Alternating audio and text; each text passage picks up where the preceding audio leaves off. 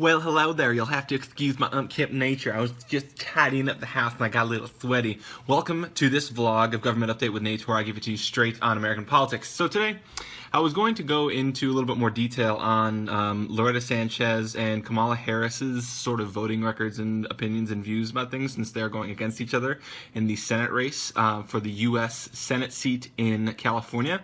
But then I kind of looked through their stuff, and they have really similar views on a lot of different things, and it was challenging for me to find information that was to the public that sort of you could get a differentiated look at how these two women compare to each other, because they're very similar in a lot of different ways. They're both young, and they both have mixed backgrounds and different roots, and they're cultured and all these different things, and it's great and fantastic, but I can't present information that is what I think interesting, because most of the voting records will be, and this is how she voted, and this is how she thinks, and this is how she voted, and this is how she thinks. So in an effort to not be redundant, I don't believe I'm going to do a voting record review between Kamala Harris. Well, I can't do one for her because she's the Attorney General for California, so she doesn't have a voting record. And Loretta Sanchez, pretty much any vote, if you want to know her voting record, pretty much any vote that's come through the House in the last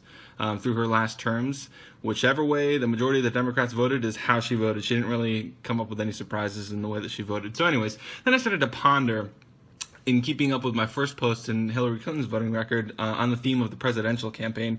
And then I started to get a little crazy and started to think, okay, so Gary Johnson is the Libertarian candidate, but he's kind of not really Libertarian. He was the New Mexico governor as a Republican for 2 terms or 3 terms, the New Mexico governor as a Republican, so he's kind of more Republican than Libertarian. And his running mate, whose name escapes me now, is also a former Republican governor from Massachusetts.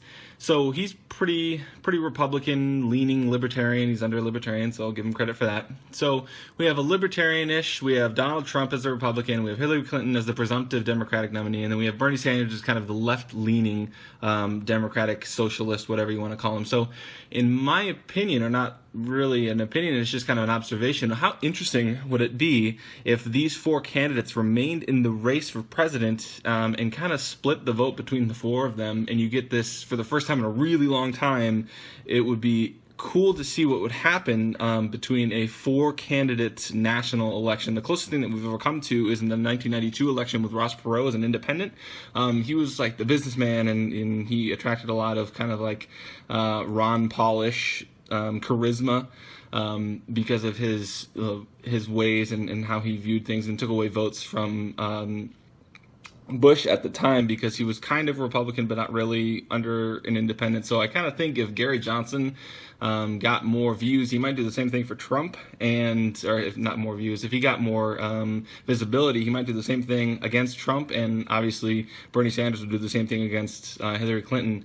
So it would be very interesting to me, because I like politics, to see what would happen if all 4 candidates remained in the field and they all kind of got visibility and viability in all 50 states. That would be nuts. So yeah, just thought about that. Kind of pondered it for a second. I don't really care who you vote for. Either way, whatever is most important to you. I'm not telling who to vote for based on my opinion. Just started pondering these things and thought it would be interesting to see what will come of that. So, with that being said, that's all I have for you today on this vlog of Government Update with Nate, and I will always give it to you straight. Look out for tomorrow or this weekend. Happy voting.